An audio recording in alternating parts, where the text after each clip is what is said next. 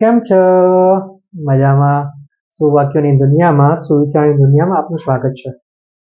મારા મિત્રો, આજનો જે સુવિચાર છે તે છે સ્વ જાગૃતિ, સેલ્ફ અવેરનેસ.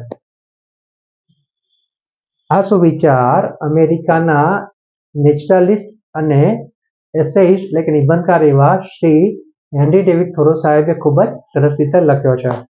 તેમણે સ્વજાગૃતિ વિશે લખ્યું છે કે જ્યારે તમને સત્તા પામવાની ખૂબ તીવ્ર ઈચ્છા થાય ત્યારે તમારે એકાંતમાં થોડો સમય રહેવું જોઈએ.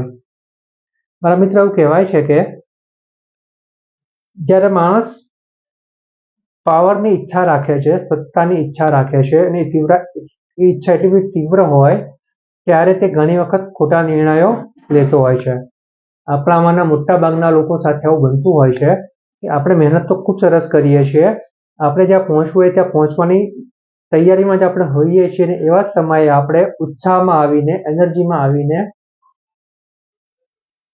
ઉર્જામાં આવીને એવા અમુક ખોટા નિર્ણયો લઈ લઈએ છીએ કે ત્યાંથી આપણને પાછું વળવું મુશ્કેલ પડે છે અને આપણી જે કરેલી મહેનત હોય છે તે બધી પાણી થઈ જાય છે. માટે જ્યારે આપણને ખૂબ એનર્જી હોય, ખૂબ શક્તિ હોય, ખૂબ સત્તા માટેની કોઈ ઈચ્છા થતી હોય ત્યારે ચોક્કસ જ થોડા સમય માટે મનમાં વિચારીને, દિલમાં વિચારીને એકાંતમાં જવું ખૂબ જ જરૂરી છે. એકાંતમાં જઈને પોતાની જાતને સવાલ કરવાનો છે, પોતાને સવાલ કરવાનો છે કે હું જે ઉત્સાહમાં આવીને જે નિર્ણય લેવા જઈ રહ્યો છું તો તેનું લાંબા ગાળે પરિણામ શું આવશે. બસ આટલું જ આપણે સ્વજાગૃતિ વિશે શીખવાનું છે, સ્વજાગૃત થવાનું છે અને આપણે આપણા જે લક્ષ્ય સારા અને સાચા બનાવ્યા છે, જે આપણે સારા અને સાચા રસ્તે પૂરા કરવાના છે, ત્યાં સુધી આપણે ધીરે ધીરે સંતોષપૂર્વક ત્યાં પહોંચી શકીશું.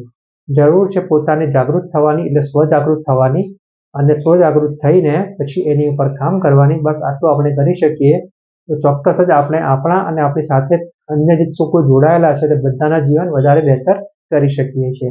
બસ સેલ્ફ અવેરનેસનો, સ્વજાગૃતિનો આ જ ગુણ આપણા જીવનમાં ઉતારીને આગળ વધતા રહેવાનું છે. Thank you.